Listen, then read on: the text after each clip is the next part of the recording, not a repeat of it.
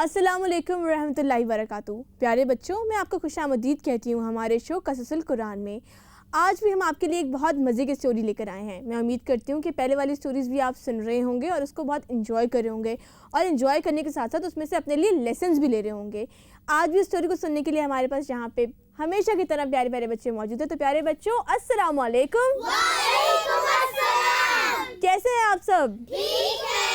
अब तो रमज़ान बिल्कुल आखिर में आ गया है, तो कैसा जा रहा है? बहुत अच्छा। ईद की एक्साइटमेंट हो रही है? जी। खुशी तैयारी हो रही है? जी। किस किस ने शॉपिंग कंप्लीट कर ली? मैं ओहो माशाल्लाह, शॉपिंग कंप्लीट हो चुकी?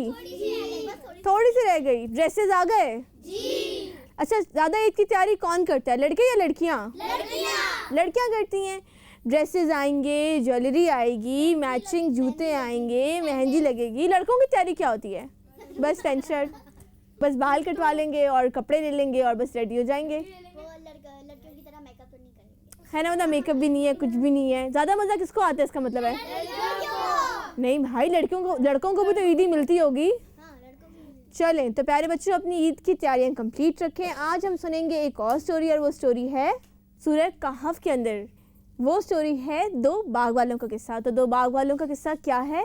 इसमें एक आदमी था, उसके पास दो बाग थे, और दो बागों में उसके पास अंगूरों के बाग थे। इमेजिन करें, अंगूर किस किस को पसंद है? अगर इमेजिन करें आपके पास अंगूर का बाग हो, तो क्या आप उससे बाहर निकलेंगे? हर वक्त खाते रहेंगे।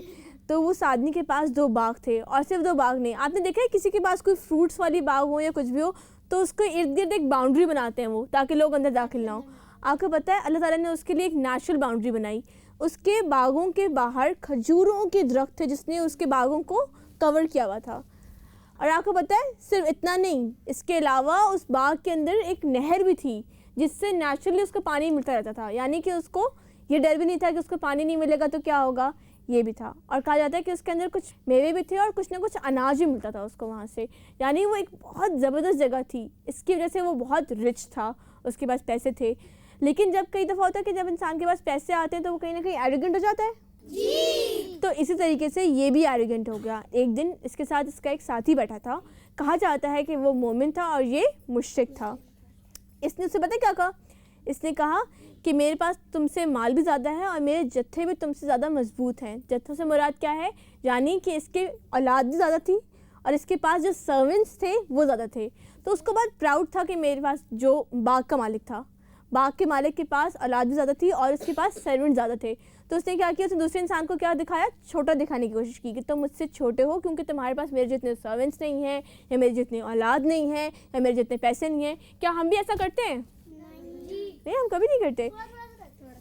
मतलब क्या क्या कहते हैं अपनी फ्रेंड्स को कि मेरे पास तो मुझसे ज़्यादा अच्छे मार्क्स आए हैं, मेरे ड्रेस तुमसे ज़्यादा अच्छा है, तुम्हारे पास ऐसे 2 बैंगल्स हैं, मेरे पास तो 6 बैंगल्स हैं, तुम्हारे पास ये वाले इयरिंग्स हैं, मेरे पास ये वाले इयरिंग्स हैं। क्या ऐसी बातें बोलते हैं हम? अपने सिबलिंग्स को तो बोलते ही हैं, अगर दोस्तों को नहीं बोलते तो। तुम्हारे पास क्या है? मेरे पास तो ये है, मुझे अम्मी ज़्यादा प्यार करती हैं, तुम्हें ज़्यादा कम प्यार करती हैं, ये भी बोलते हैं। ये सब कुछ बोलते हैं। कहीं ना कहीं जिसके पास जो होता है ना, उसके अंदर कहीं ना कहीं एक ज़रा सा उसको लेके फ़ख्र आ जाता है। लेकिन उसका फ़ख्र तो कुफ्र को छू गया। उसके बाद पता है उसने क्या कहा?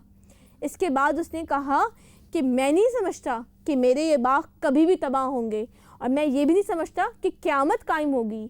लेवल 1 ये कि वही समझ रहा है कि दुनिया में ऐसा नहीं हो सकता कि उसके पास से ये नेमत चली जाए। वो समझता था कि ये फॉर ग्रांटेड चीज़ है। लेवल 2 क्या था उसका?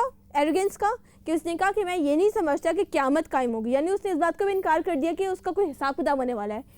पता है इसके बाद लेवल 3 भी था, और लेवल 3 में उसने एक और बड़ी बात बोली, और उसने ये बोला कि अगर मैं अल्लाह की तरफ लौटाया जाऊँ, यानी अगर ऐसा हो कि मुझे अल्लाह ताला की तरफ जाना पड़े वापस और उसको हिसाब देना भी पड़े, तो मैं समझता हूँ कि मुझे इसी तरह की जगह मिलेगी जैसे बेहतर जगह मिलेगी।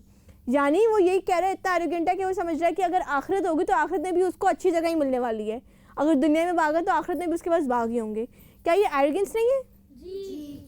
आप ये समझते हैं कि आपकी नेमत नहीं छिन सकती, आप ये भी समझते हैं कि क़यामत नहीं होगी, और क़यामत होगी तो मुझे तो अच्छी जगह ही मिलेगी, दुनिया भी मेरे पास अच्छी और आखिरत भी मेरे पास अच्छी होगी।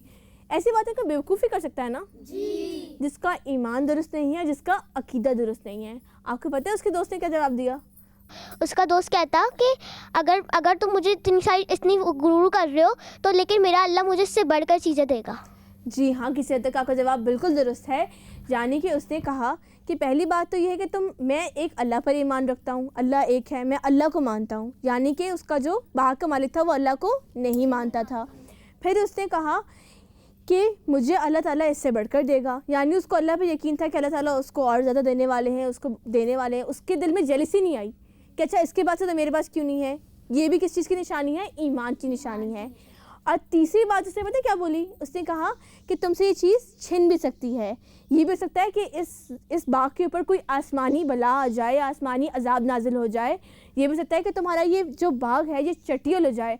और ये भी हो सकता है कि इसके बीच में जो नहरें हैं उस नहरों का पानी नीचे ज़मीन की तहों में चला जाए।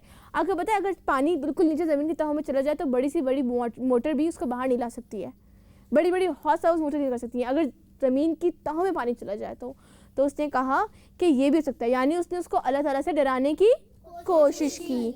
लेकिन इसके बाद क्या हुआ प्यारे बच्चों, ये मैं आपको बताऊंगी छोटी सी ब्रेक के बाद। से let's take a short break.